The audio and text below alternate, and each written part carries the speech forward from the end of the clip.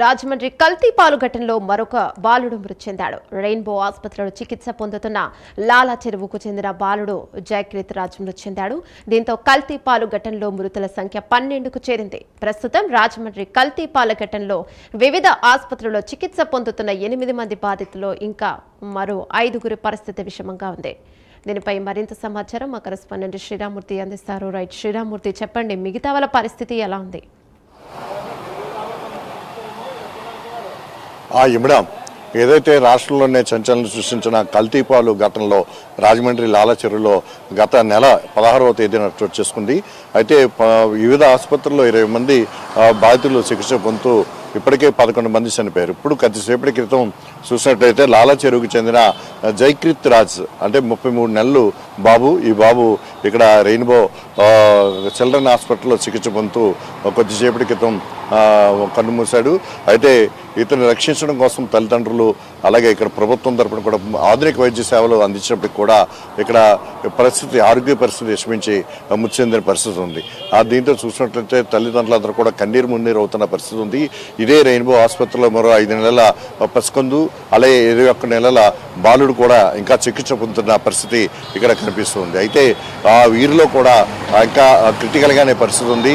మొత్తం ఇంకా 8 మంది రాజమండ్రిలోని వివిధ ప్రైవేట్ హాస్పిటల్లో అంటే కిమ్స్, రెయిన్బో అలాగే రవి హాస్పిటల్, డెల్టా హాస్పిటల్లో చికిత్స పొందుతున్నారు.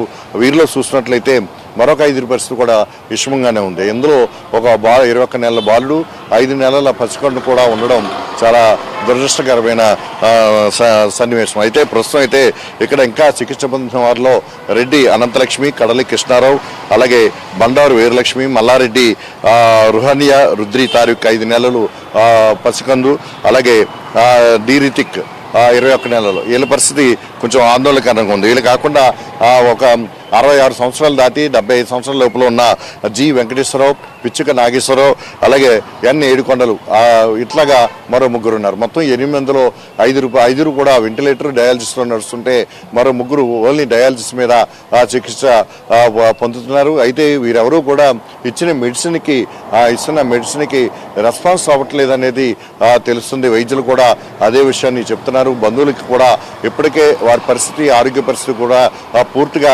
వివరించినట్టు మనకి తెలుస్తున్న పరిస్థితి.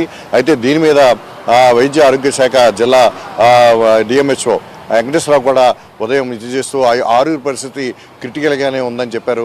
అందులో ఒక జయకృత్ రాజ్ ఇప్పుడు 33 నెలలు ఆ బాబు చూసినట్లయితే కొద్దిసేపటి క్రితం ప్రాణాలు వదిలిన పరిస్థితి. అయితే చాలా కలవరం పెట్టిన ఈ కల్తీపాలు ఘటనలో ఇప్పటివరకు పాలు విక్రయదారుడు ఎవడైతే కోరుకొండ మండలం నర్సాపురం చెందిన గణేష్ని అరెస్ట్ చేసి రిమాండ్కి పంపడం, 2 రోజులు మళ్ళీ కస్టడీకి తీసుకుని విచారించడం కూడా జరిగింది. అయితే ఇథిలిన్ గ్లైకాల్ అనే ద్రవం కూలెంట్లో వాడతారు. ఫ్రిడ్జ్లో లీక్ అయ్యి పాల్లో కల్తీ జరిగి విషపూరితమయ్యి ఈ ప్రమాదం జరిగిందని చెప్పేసి వచ్చిన రిపోర్ట్లో 5 చనిపోయిన వారికి సంబంధించిన నమూనాల్లో వచ్చిన రిపోర్ట్ల ఆధారంగా, ఎస్ఎఫ్ఎల్ రిపోర్ట్ల ఆధారంగా ఇక్కడ అధికారులు చెప్తున్న పరిస్థితి ఉంది.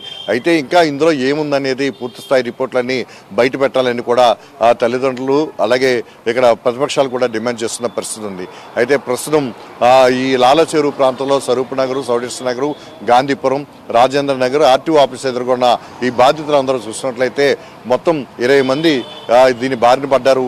ఒకరు అనధికారికంగా కనకరత్నం అని ఆమె చనిపోతే ఆ కౌంట్ ఇందులోకి రాలేదు. ప్రస్తుతం అధికారికంగా 12 మంది చనిపోయినట్లుగా ప్రకటించిన పరిస్థితి. అయితే వీరందరికీ సంబంధించి కేసులు మాత్రం ఇక్కడ Rajahmundry T town, Bommuru police స్టేషన్లో కూడా నమోదైన గణేష్ మీద మొత్తం ఇప్పుడు 12 కేసుల వరకు నమోదైన పరిస్థితి.